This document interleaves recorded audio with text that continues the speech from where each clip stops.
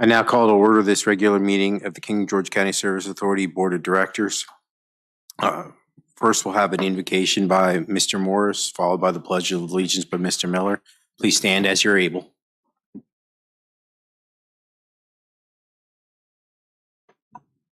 Let us pray. Lord, we ask your guidance tonight as we conduct the business of the Service Authority. Help us to make decisions that have a positive outcome on this organization, our citizen, and our community. In your name we pray. Amen.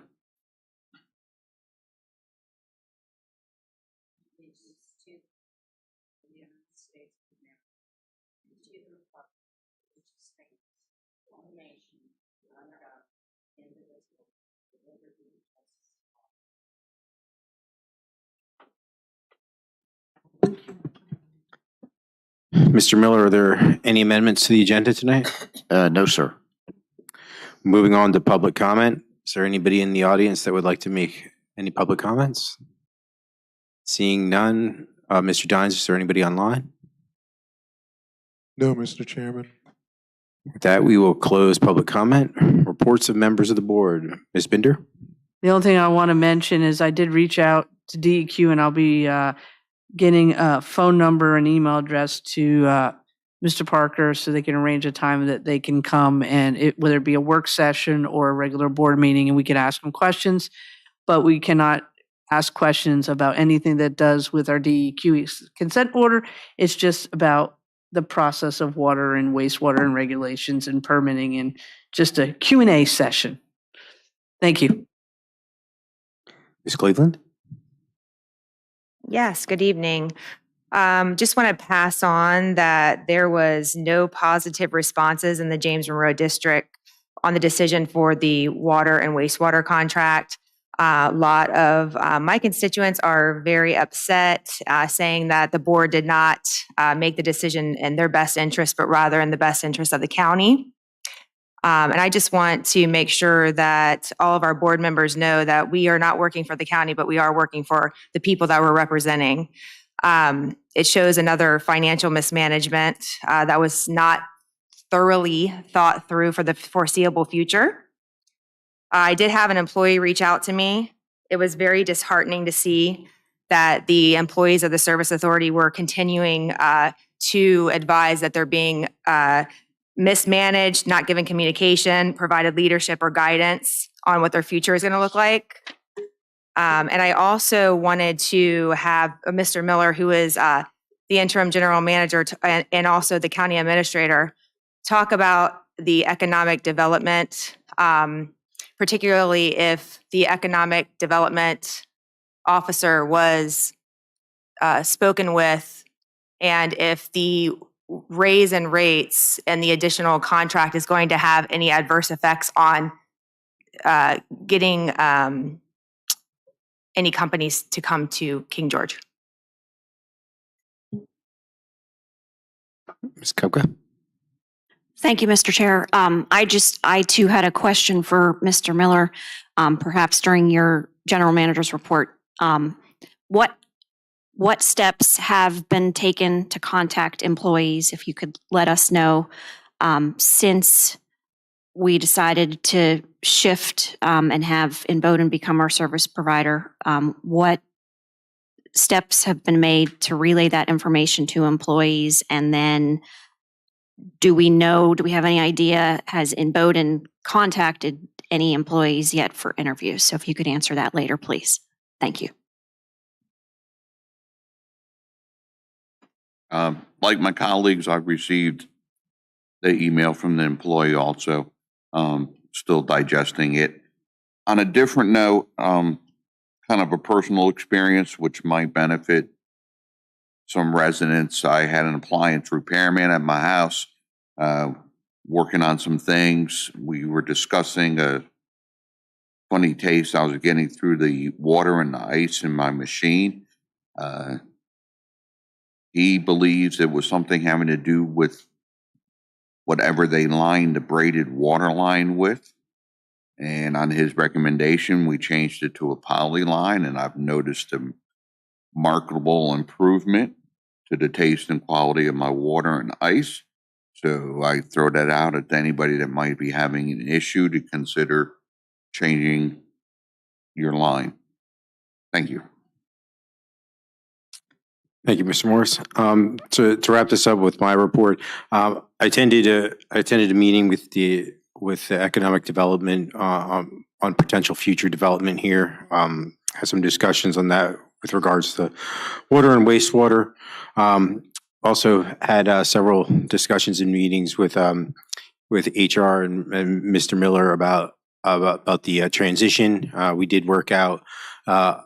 And all the board members have been informed. We worked out a bonus to employees consisting of 2 weeks' pay plus some coverage for COBRA because of a transition between benefits. There's a 90-day lag between, if I'm understanding correctly, between when in Bowdoin's health insurance starts and when they would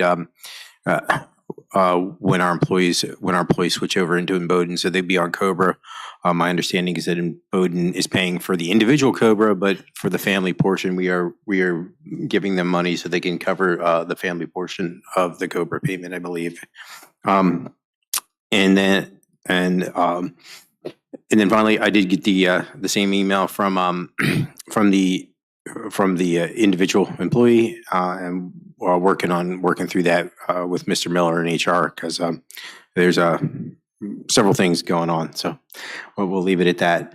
And then with that, we'll move on to the consent agenda.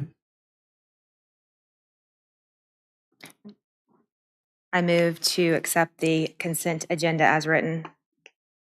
Second. We have a motion made and properly seconded. Is there any discussion?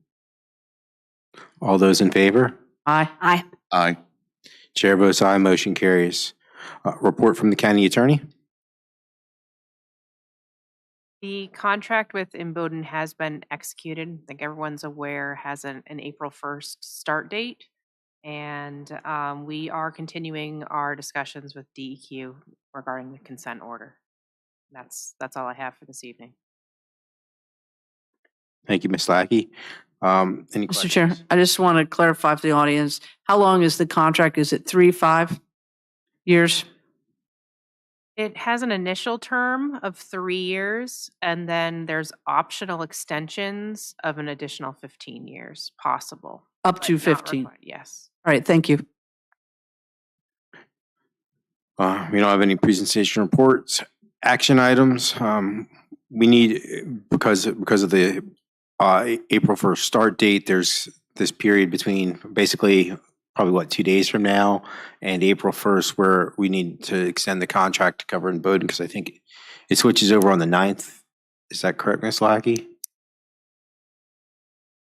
Yes, it expires on the 9th, so the proposed extension is just to cover March 10th through the 31st before that April 1st start date for the full outsourcing of operations.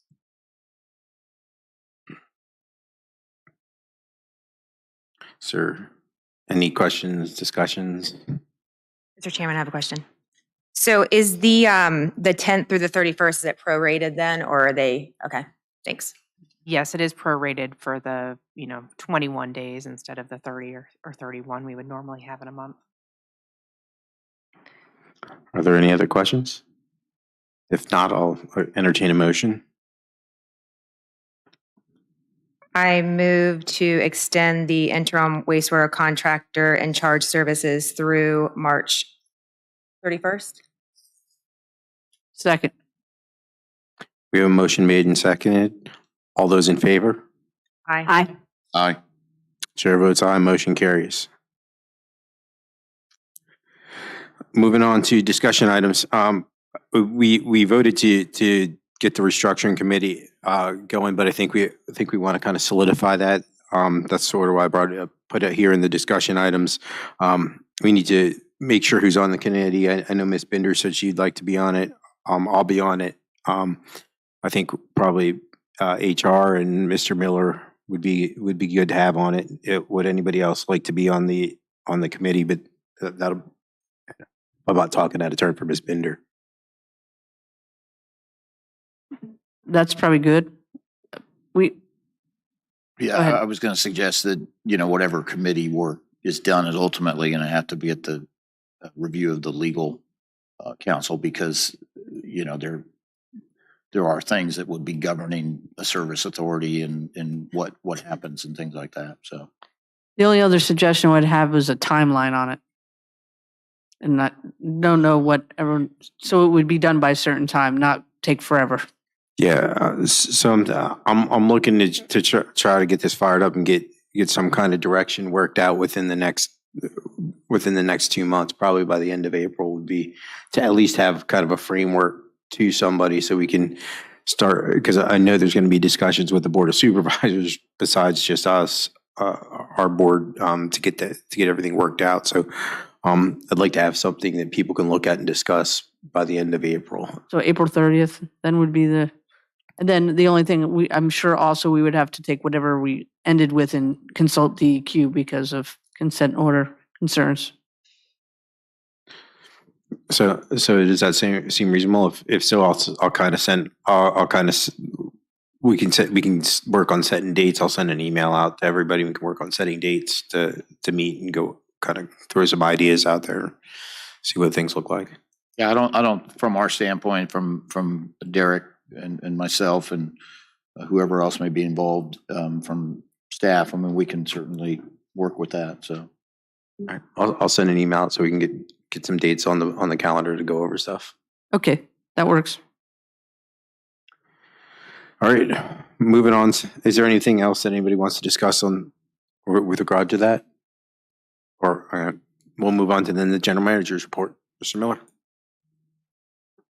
well, thank you, Mr. Chair. So let me, I guess, talk about the process that has happened since you all voted on the 21st to accept the Imboden contract. I'll come back to these items, but and Mr. Parker referenced that there was a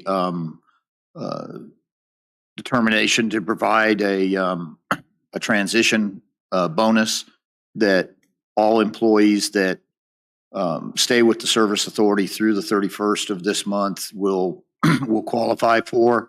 That includes, as Mr. Parker indicated, 2 weeks notice, or 2 weeks funding of their salary, and then also there would be the ability to cover any of the gap that happens with health insurance. And so all employees have been informed of this. They all either through a meeting that both Mr. Messler and I had individually with each of the employees at the wastewater plants, and then we had a separate meeting with the employees that are in the water division. We had that meeting. These took place on Thursday. And those people that were not able to be there because either they were sick or they were off that day, Mr. Messler has communicated to them and has provided the information. Each of them received a written document that explained what the situation would be. Clearly the other aspect of this is we provided Imboden, obviously, a list of all the contact information for all of our employees. It's my understanding that Imboden was here today. They were using the boardroom to interview people. We have not had any conversation that said you have to interview these people or whatever. We've just turned it over to them. I would assume that they may be started with the wastewater employees, and then to solidify that group, that's a larger group than the water side of it. And then I assume that they'll be interviewing the people that are from, the water folks that they might be interested in. I think the Miss Lackey, I believe, provided you with some information about there was, thoughts that perhaps they were offering a lower salary than what even our existing employees were making, and that is not accurate. That there is no salary information that's posted on a job site that Imboden has. They didn't post any kind of a job, a salary. And so that's what maybe some people were maybe misunderstanding.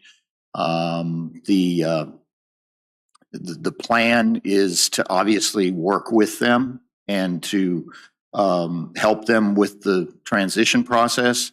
But we are certainly not micromanaging who they are hiring. We're offering our employees as resources, and we would obviously hope that they would hire as many of those as they can. They've indicated from the wastewater side that obviously they see that there are a number of employees that they have a great amount of familiarity with, and so they can kind of start from that point. They have verbally indicated to us that their starting salary is much better than what we were paying our entry level workers. So I think that again, this is the process that's unfolded, but we have had several conversations with employees and let them understand how this process would be working, and provide whatever information. Derek's department will be working with employees if they choose not to continue on with Imboden, or if they're not selected to go with Imboden, we will work with them as a resource to help with any offboarding. In terms of directing them towards other jurisdictions, if that's where they want to go, being a resource. I mean, that's what the HR departments are usually about, and that's what we want people to understand, that we're here for them as well. So I hope that answers some of the questions about the process. Now, I think Ms. Cleveland had a question about the economic development prospects and perhaps the impact of the contract to have the water and the wastewater operations contracted out. That's essentially what you're asking? I just mean the increased financial burden of it. So in most of the economic development prospects that we are looking at that are contacting the county, several are indicating that, first of all, they wouldn't be utilizing the service authority's existing resources, because the service authority's existing resources don't allow for the large scale type economic development operations that we are being contacted about. And so what we're trying to do is work with those prospective economic development opportunities and get them to be a partner in perhaps expanding the service of the service authority. So it would not be an impact to existing ratepayers if a company came here that didn't utilize water and sewer of the service authority, that would not be an impact to existing ratepayers. And then if an economic development project came that wanted to be on water and sewer, we would approach them with the idea of them helping build us out to service them. Because the service authority's capacity, as you understand, is limited, is constrained in the wastewater side specifically, because you have 5 plants, 2 of which are going to come offline. So you ultimately, in about 5 years or more, you will have only 3 plants to operate. So there's a limit to that capacity unless it is assisted in a public-private type partnership. The second part of that, from the water standpoint, is obvious.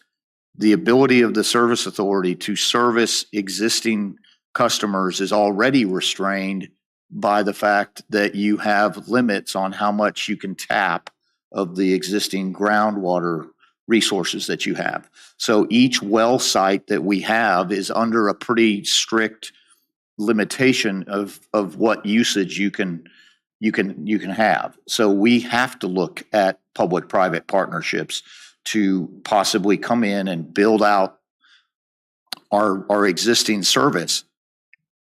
Then you have to then trigger the other aspect of this, that if there's an opportunity, public and private opportunity, to have an expansion to surface water, then the service authority would clearly be looking at that. And that would be a thing that we would not obviously be passing on to residents, that you would want that to be paid for by the prospect or their rates would help contribute to paying whatever debt is associated with that. So that part of it is I think crucial to understand.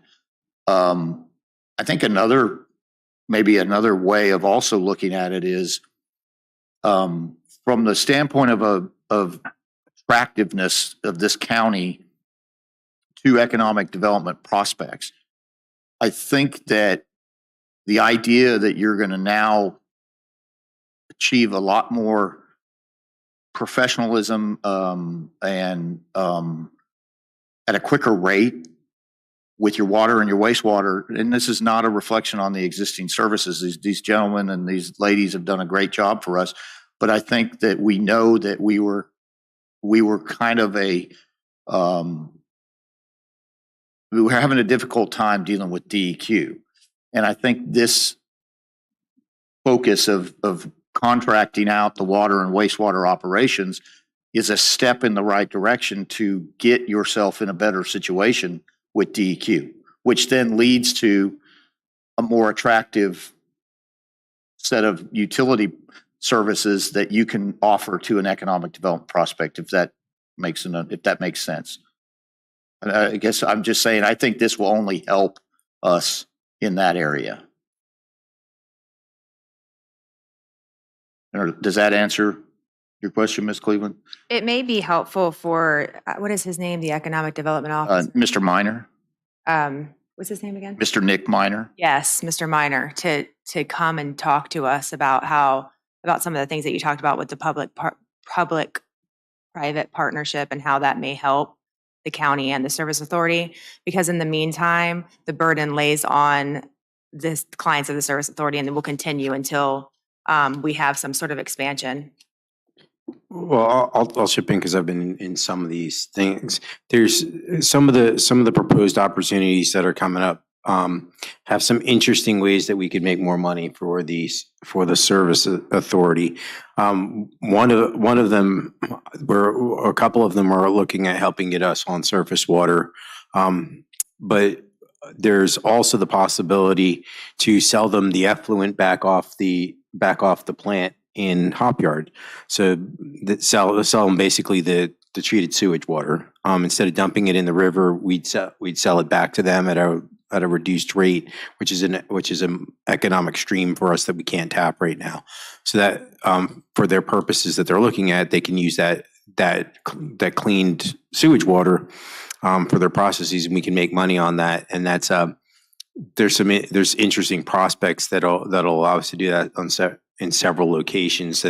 That's a possibility. That would also help us with our permitting, because we wouldn't be dumping as much effluent into the rivers if we're selling it back off, and it helps us with our permits and even our expansion of capacity. So there's a couple of interesting things that are in the proposal phase that would one, generate new revenue streams, and then two, help us in a number of other aspects with permitting and whatnot. So, yeah, there's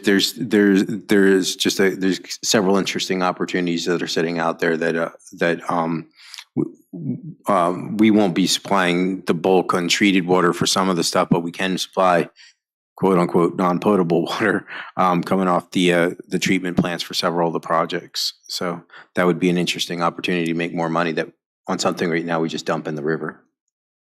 But I would be happy to ask Mr. Minor to come to a future meeting and talk about how we need to position ourselves as a county from the service authority standpoint. I mean, I think it's pretty understood by the Board of Supervisors, and I think we've talked about it here, that we are not in a great position as an entity, the service authority as an entity, to be a resource sometimes to these large-scale economic development projects. If you talk to folks in other counties like Spotsylvania County or even Stafford, they've gone out and even Caroline County, they're building out certain parts of their counties with water and sewer line extensions, so that they can grab that future development. We're kind of in that catch-22 where we can't do that unless we look at public-private type cooperatives. A situation where a developer that's going to come in builds out or provides the financial resources for us to build it out. That's the only way it works, for us, and that's kind of the challenge that this county has, and the service authority has. And I'd be happy though to have Mr. Minor come to a future meeting and talk about it. And also, Mr. Minor came with myself several years ago when we went and visited a plant in Wilmington, North Carolina, that does exactly that. They treated off the leachate off a landfill, but they also process the water and they make it so pure that literally they have to put minerals in it so they don't kill the fish. So, I mean, he was with me when we toured that facility. So I know it is quite possible to do that. And also just wanted to point out, especially for Spotsylvania and Stafford, they are in a different groundwater withdrawal than we are because we're east of 95, and Caroline has a unique position of being half of it in with us in the withdrawal area that is regulated and half not, or a little portion not. So it is a different challenge. We're sort of under different regulations, so we have to proceed with how we build out a little differently. But I do have a question with Mr. Miller about the staff, because I was reached out by phone, not an email. But just to make sure that our staff and from HR, even if they have more questions, some staff might need a little more information. They want to just make sure that they're receiving the right information and the correct information, and that's a good environment to be able to reach out to get their answers. I would encourage any employee countywide, if they have any questions about what their benefits are all about, is contact Derek Messler in his office. But specifically with the service authority employees, then we're clearly in need of helping them out, and we are there for them. And I would encourage any of them to contact us if they're feeling like they haven't heard from Imboden. Let us know. We'll provide the list to Imboden and make sure that they're aware of these folks' contact information and things like that. But I think that's where it stops after that point. I mean, we can't tell Imboden you've got to hire somebody. I mean, I don't think that was something that you were anticipating. But we are a resource, and Mr. Messler has been working very closely with this process and has made himself available to all of them, and has either verbal conversations or meetings, and so. Yeah, I just want to make sure, because everybody processes information differently, and sometimes people have more than one question. And this is a very challenging time for the employees. They want to understand what's happening and exactly what their benefits are. And sometimes, I know I do it. Sometimes I have to ask the question 3 or 4 times in a different way to make sure I fully understand it. So I just wanted to make sure that we got our listening ears on and helpful. You bet. Okay, so let me just quickly go to the items on the general manager's report. So the DEQ proposed consent order, obviously can't get into the details of that, but I will let you know that Ms. Lackey and I have been reached out to by the folks at DEQ. We're going to set up a meeting with them. They are obviously they have a number of things they want to discuss with us, but we are in the process of working through that. Whatever is done, whatever ultimately is arrived at, will have to be approved by this board. So we'll definitely be bringing something to you when we get closer to that. But Walnut Hills, I think we mentioned the last meeting that they are kind of resurfacing, I guess. I think they've reorganized some approaches. They've come up with a new plan for that development. And having a meeting on Thursday with the developers, the development representatives. You understand that there is an existing agreement between the service authority and the developers regarding the provision of water and sewer. It's one of those type of an arrangements where I think there were installation, and then there was going to be rebates back to the developer. That development agreement will have to be most likely modified, which then would require it to come back to the board at some point. So that is something that's looming, but we don't know yet the timing of all that.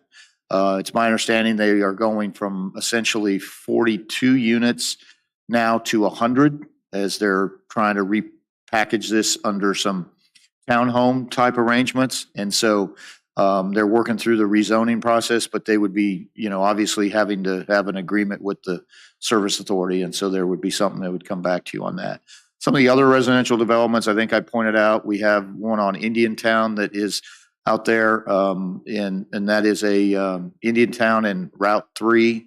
There is the idea that that's kind of a mixed use development. I can't remember exactly the number of units, but they are in touch with Mr. Young, our principal engineer, about water and sewer capacity and needs. There is also one on Deer Lane, if you're aware of that. And that is another one that will be coming ultimately to the Planning Commission and then to the Board of Supervisors.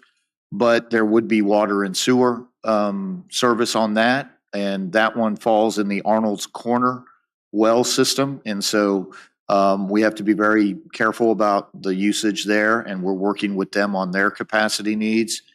It's my understanding there's another one in Comorn, Mr. West, I believe, is developing another type project there. I think his initial thought was the idea of developing a private well system. And I think that may have changed now. I think that the cost of a well system is coming up with a private well water system is what he indicated. And I think that's now changed. So just to let you know that. But if you're aware of how the process works right now, and it's one of the things that I've identified as a reason why there has to have that closer relationship between the service authority and the county, and that is with the community development department, when they get a rezoning proposal or they get get somebody that wants to come in and build something, and if it involves sewer or if it involves service authority, water or sewer, the service authority is in a situation where they can create and have a separate arrangement that's kind of runs parallel to whatever zoning decisions are made.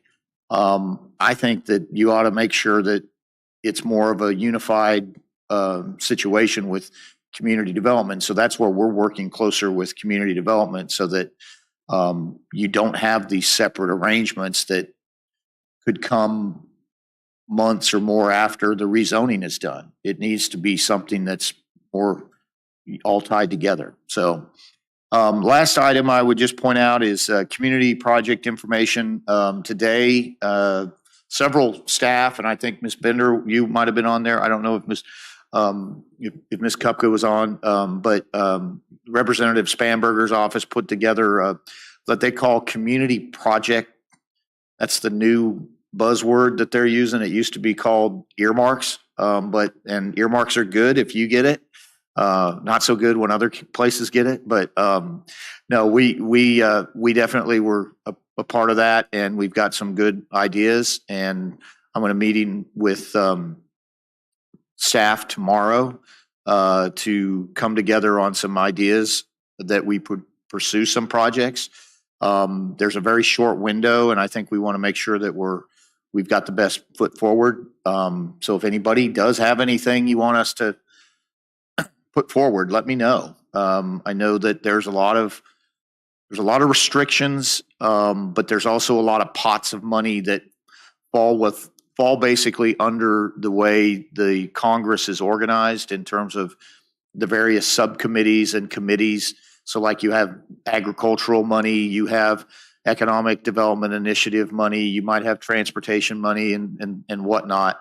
And so they organize these project funding opportunities as the silos that they fall under. And so we'll work with their representatives to come up with some grant proposals, if you will. So I'll answer any questions. That's all I have.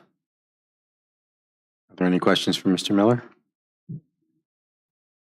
Mr. Chairman, I have a question. And this goes back to the discussion on the employees. I tried to jump in there, but we went forward. The employee that did reach out to me from the service authority, was very concerned as well about the term of the contract, asking questions about the contract in regards to, again, we know the benefits.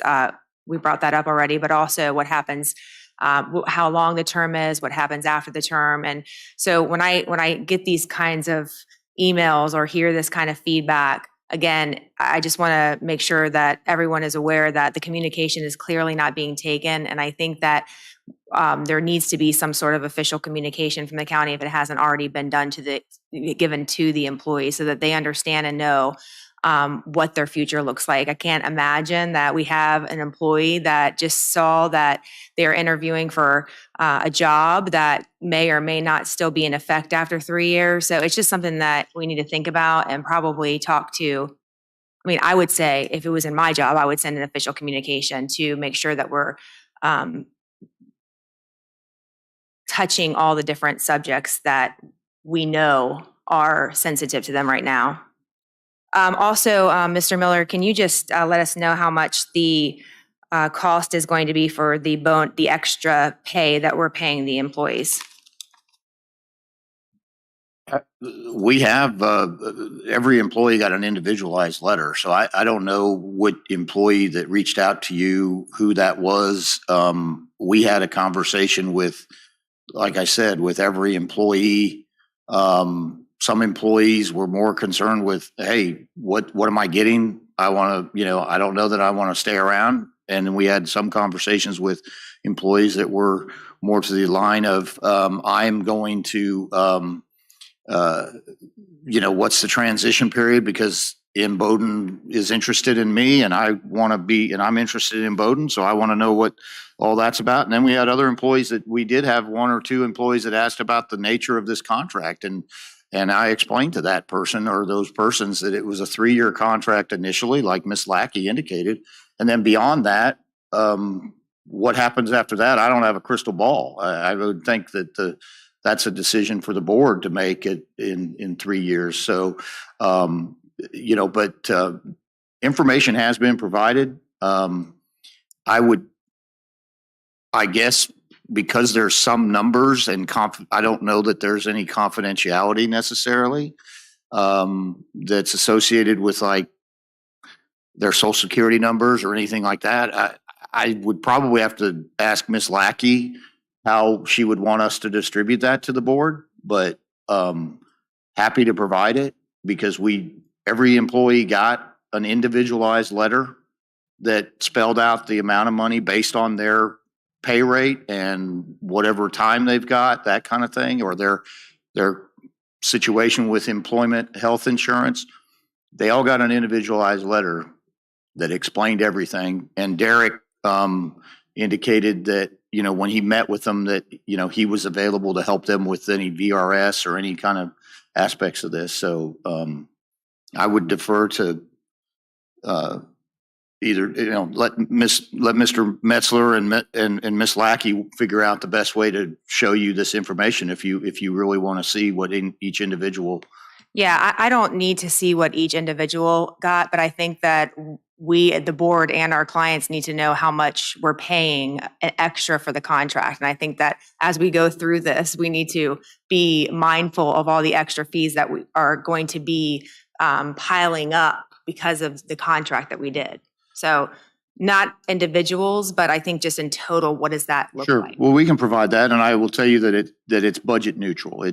Clearly, if it was something that was going to be an imposition of the budget, I would have had to come to you and get that approval. I don't have that individual authority to go beyond what's in the budget. So it's in the budget. So I can give you the rough numbers. 55,000 was the rough calculation. I'm sure it's got some decimal points in it, and it's like 54 or something or other. But roughly, it's $55,000 was what the total of all the bonuses added up to. And then, Mr. Chair, I just want to make a comment about the communication that was given to the employees. Clearly, the communication wasn't received in a way where they feel like they have gotten all the information, if they're reaching out to all the board members. I think in times like this, these employees need somebody to actually, reach out to them, maybe have a meeting, provide some sort of leadership to these employees that have not had leadership for years. It's not fair to them that this is happening, and we just need to be understanding that. Can you imagine you're losing your job? You don't know what your future is going to look like. They need leadership right now, and I don't think that they're getting it from what I can see from the feedback that I'm receiving. So I'll just comment on that. You got an email from one person, right? We all got the same email from the same one person. I don't put that much stock in one individual. If I start getting lots of individuals saying something, that's one thing. If one individual is not happy, that's going through any kind of corporate change in process, you're going to have some individuals that aren't happy, some that are. So I do want to make sure we address concerns that were listed in there, but I don't put lots of stock in a single person's comments or point of view. I appreciate that, but it's not just one single person, because I've also heard that other board members have been communicated with by multiple employees. Mr. Chair, I actually would like to see a redacted, if it's possible.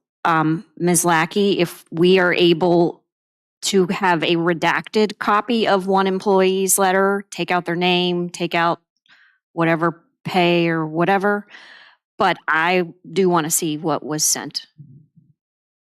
Sure, we could either do a redaction, or we had a template letter that didn't have any numbers. Yeah, I would just set the Template is template fine, letter. but I would like to see what was sent, please. Thank you.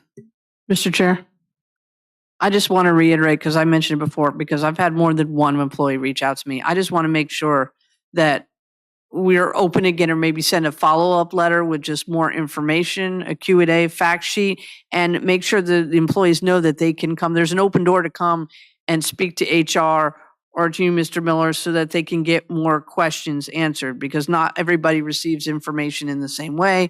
And, I just want to make sure that the employees, because it is a very challenging time, and they just feel like they haven't gotten all the information, and they need a little bit, they need some more, and we need to be better about it. We should be better about it. If I could ask Mr. Metzler to just approach and provide an update on that. So one of the things we've tried to do well so far is multiple ways of communicating. So we've done the verbal communication, whether it's Mr. Miller and I going out, meeting face to face. Those who couldn't meet face to face have gotten a phone call, and I've spent time with them on the phone. They've got it in writing. Multiple employees have come through HR in the past, several days with further questions about benefits and retirement and things like that. In the letter, it does provide ways for them to get in touch with me directly.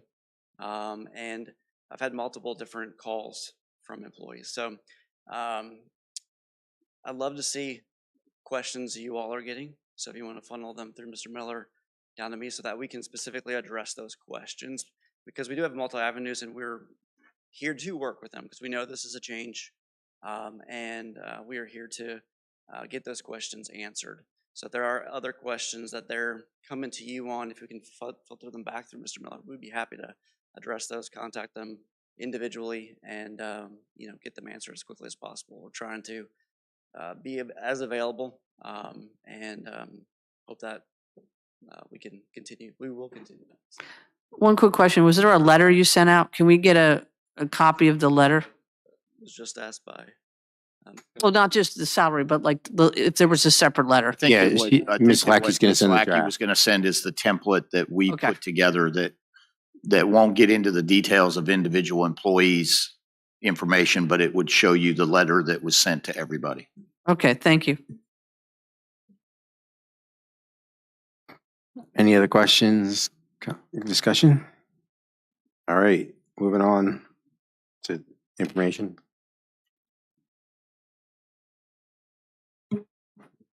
I move that the King George County Service Authority Board of Directors convene in closed meeting to discuss and consider acquisition of surface water and potential sites for a water treatment plant where discussion in an open meeting would adversely affect the bargaining position or negotiating strategy of the public body, and discussion or consideration of investment of public funds where competition or bargaining is involved, where if made public initially, the financial interests of the governmental unit would be adversely affected pursuant to State Code Section 2.2-3711A3 and A6.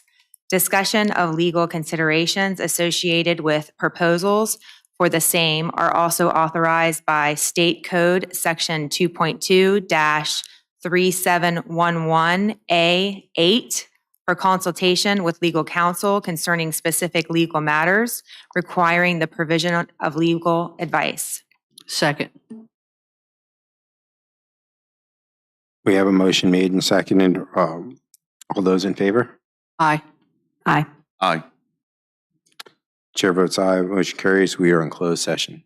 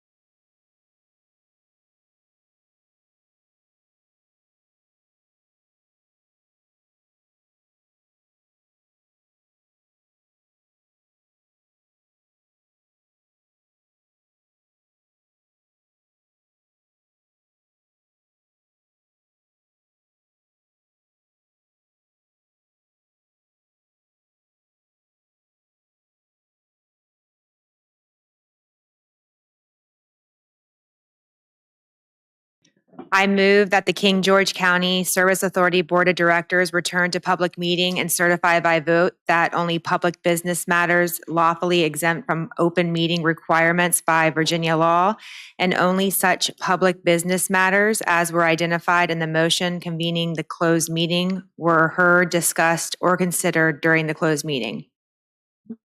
We have a motion made and seconded. Is there any discussion beforehand? Ms. Bender, if you'll start us off. So certify. Ms. Cleveland? Carrie Cleveland, so certify. Ms. Gupka? So certify. Mr. Morris? James Morris, so certify. Alan Parker, so certify. We are back in open session. I move that we adjourn to March 21st, 2023 at 5:30 in the boardroom. Second. Motion's made and seconded. Any discussion? All those in favor? Aye. Aye. Aye. Chair votes aye. Motion carries. We are adjourned to March 21st, 2023 at 5:30 PM here in the boardroom.